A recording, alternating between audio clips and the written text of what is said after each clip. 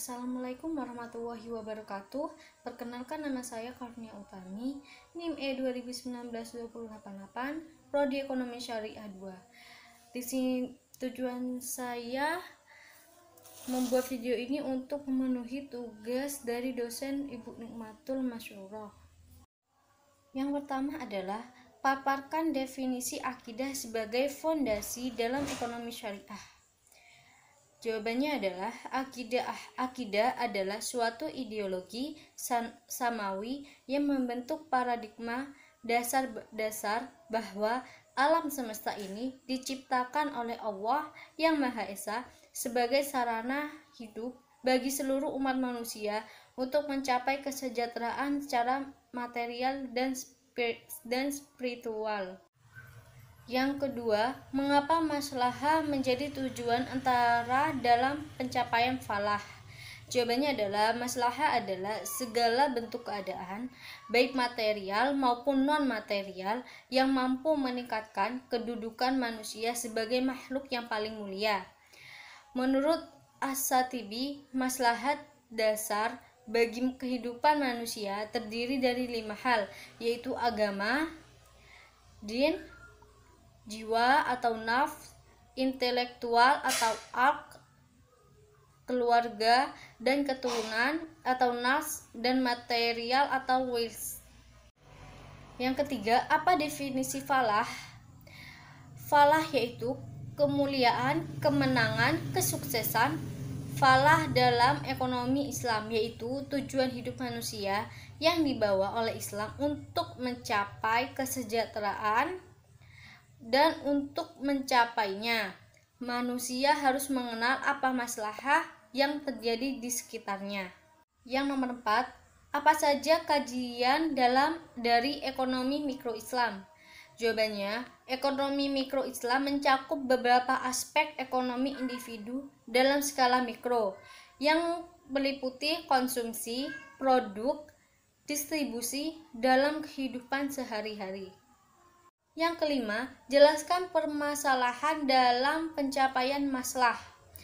Maslah akar permasalahannya ada 3, yaitu konflik antar berbagai tujuan hidup. Kedua, ketidakmerataan distribusi sumber daya. Yang ketiga, keterbatasan manusia. Kemudian, yang termasuk dalam cakupan ekonomi Islam yaitu konsumsi. Komoditi, apa yang diperlukan untuk mewujudkan maslah.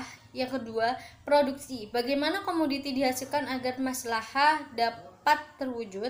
Yang ketiga, distribusi, bagaimana sumber daya dan komoditi distribusikan sehingga mencapai maslahah. Yang keenam, apa definisi konsumsi? Konsumsi adalah kegiatan muslim dalam memenuhi kebutuhannya guna mencapai maslahah. Kenapa maslahah? Karena kepuasan pangkalnya adalah keinginan, sedangkan maslahah pangkalnya adalah kebutuhan. Bagaimana perbedaan kebutuhan dan keinginan? Keinginan sumbernya dari nafsu hasrat manusia atau hasilnya kepuasan. Kebutuhan fitrah atau hasilnya manfaat dan berkah atau maslah. Misal, lapar, maka ketika lapar manusia makan, tapi kemudian saat makan manusia ingin makan ayam, tahu, tempe, maka itu disebut keinginan, lalu kebutuhannya makan. Nomor 8, bagaimana perbedaan kepuasan dan maslahah?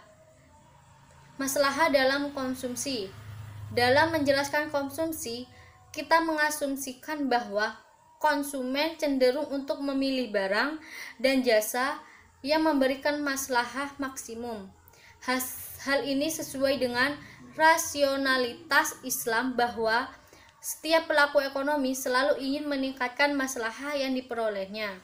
Kepuasan seseorang dalam mengonsumsi suatu barang dinamakan utility atau nilai guna. Kalau kepuasan terhadap suatu barang semakin tinggi, maka semakin tinggi pula nilai gunanya. Sebaliknya, bila kepuasan terhadap suatu benda semakin rendah, maka semakin rendah pula nilai gunanya. Coba terangkan formulasi maslahah. Jawabannya, M sama dengan F ditambah B titik-titik dalam kurung 4.1 buka kurung, di mana M sama dengan maslahah, V sama dengan manfaat, B sama dengan berkah. Jadi dirumuskan maslahah sama dengan manfaat dan berkah B sama dengan buka kurung F tutup kurung buka kurung P tutup kurung titik-titik buka kurung 4.2 tutup kurung, di mana F manfaat, P pahala total. Jadi berkah merupakan interaksi antara manfaat dan pahala. Pahala total P sama dengan BIP titik-titik buka kurung 4.3 buka kurung tutup kurung, bila B adalah frekuensi kegiatan kali pahala per unit kegiatan. Substitusikan persamaan buka kurung 4.3 tutup kurung ke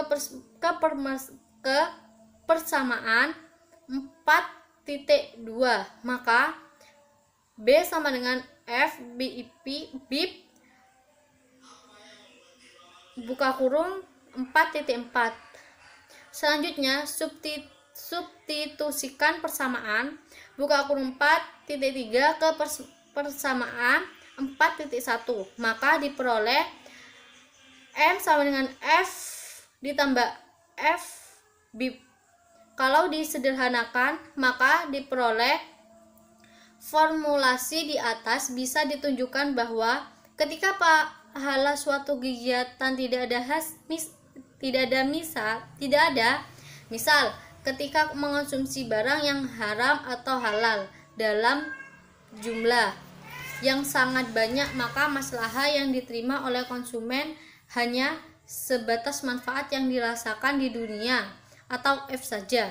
Sebagai misal, ketika seseorang memberikan lotre atau judi yang diharamkan, maka ia tidak akan mendapatkan berkah, melainkan hanya manfaat duniawi saja, seperti kemenangan atau kepuasan psikis.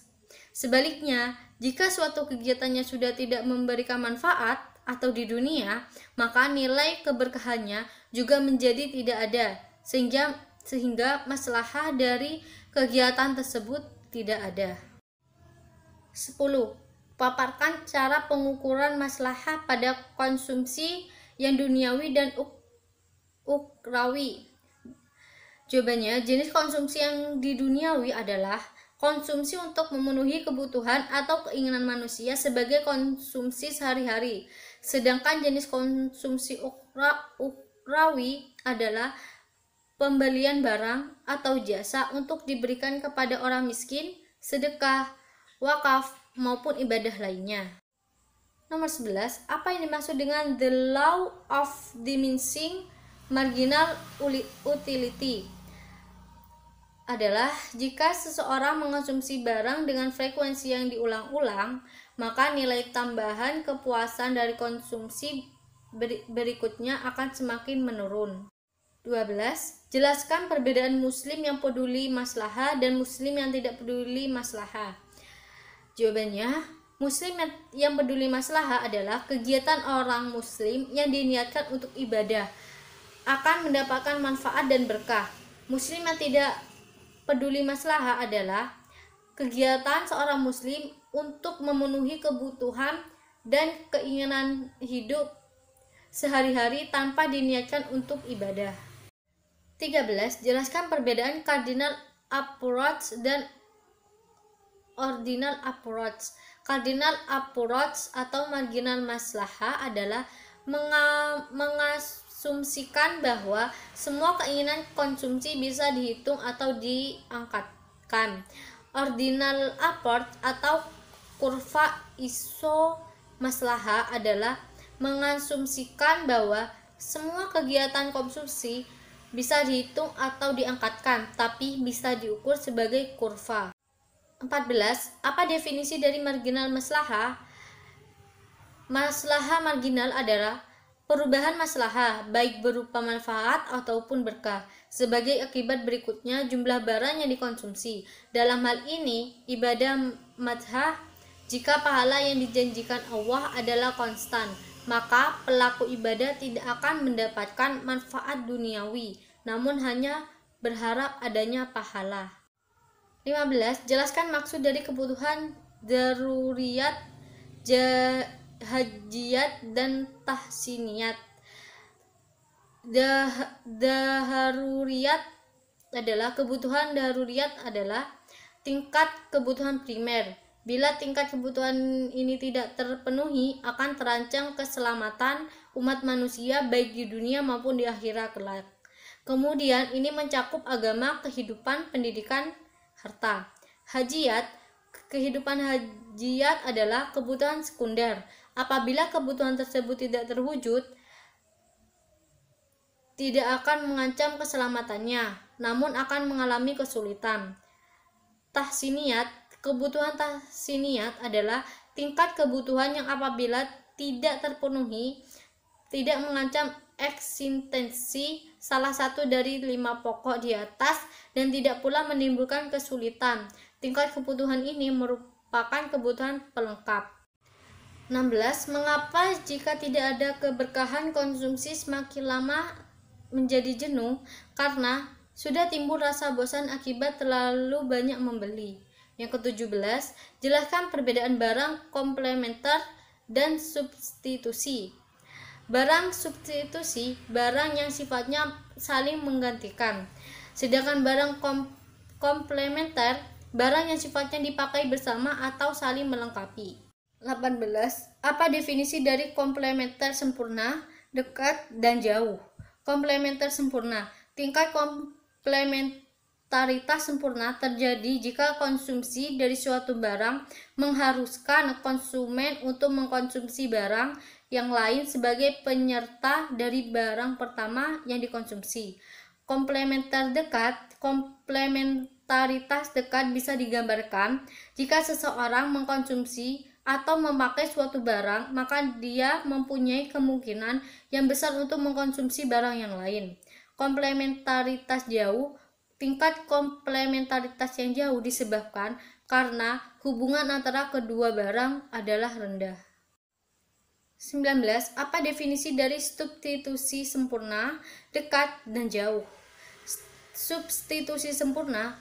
Hubungan antara dua buah barang dikatakan substitusi sempurna jika penggunaan dua barang tersebut bisa ditukar satu sama lain tanpa mengurangi sedikitpun kepuasan konsumen dalam menggunakannya. Substitusi dekat. Dua buah barang bisa dikatakan substitusi dekat jika fungsi kedua barang tersebut mampu menggantikan satu sama lain. Substitusi jauh. Dua buah barang dikategorikan sebagai substitusi jauh jika dalam penggunaannya konsumen bisa mengganti suatu barang dengan barang lainnya hanya dalam keadaan terpaksa saja. Yang ke-20, berikan contoh masing-masing dua komplementer sempurna, dekat, jauh, dan substitusi sempurna, dekat, dan jauh. Komplementer sempurna. Pertama, konsumsi mobil atau motor pasti harus disertai dengan konsumsi bensin atau BBM.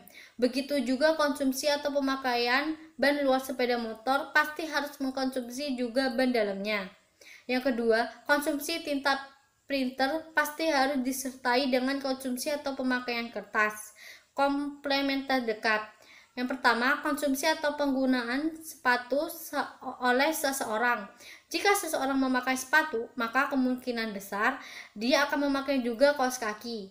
Di sini terlihat bahwa pemakaian kaos kaki tidak selalu pasti, karena ada juga orang yang memakai sepatu namun tidak memakai kaos kaki. Yang kedua, jika seseorang mengkonsumsi teh, maka dia akan mengkonsumsi juga gula. Begitu juga konsumsi teh tidak selalu pasti diikuti dengan pemakaian gula. Komplementer jauh. Yang pertama, penggunaan baju dengan penggunaan dasi, penggunaan baju dengan penggunaan parfum, penggunaan sabun cuci dengan softener. Di sini terlihat bahwa tingkat kebersamaan dalam penggunaan penggunaan antara barang yang satu dengan barang yang lain lebih tidak pasti lagi jika dibanding dengan kasus-kasus sebelumnya. Substitusi sempurna. Yang pertama, konsumsi terhadap gula. Konsumen tidak pernah mempermasalahkan mengenai asal dari pabrik mana gula yang dipakai. Apakah gula lokal ataupun gula impor? Apakah produksi pabrik di Jawa atau di luar Jawa? Konsumen tidak pernah mempermasalahkannya karena mereka tidak bisa merasakan perbedaan dalam hal kepuasan yang mereka dapat dari penggunaan gula ini. Substitusi dekat. Pertama, contoh seseorang perokok yang telah menyukai merek tertentu. Mereka akan selalu merokok dari merek pilihannya tersebut. Dia pada suatu saat tertentu bisa mengganti rokok yang dihisapnya dengan rokok merek lain. Namun, penggantian ini akan jelas menimbulkan turunnya kepuasan yang dia terima dari merokok merek lain ini. Yang kedua, misalnya printer Canon dengan Hewlett Packard, sistem operasi Windows dengan Linux, mesin fotokopi, Xerox dan Canon, daging sapi dan ayam dan ikan laut dan lain-lain. Substitusi jauh.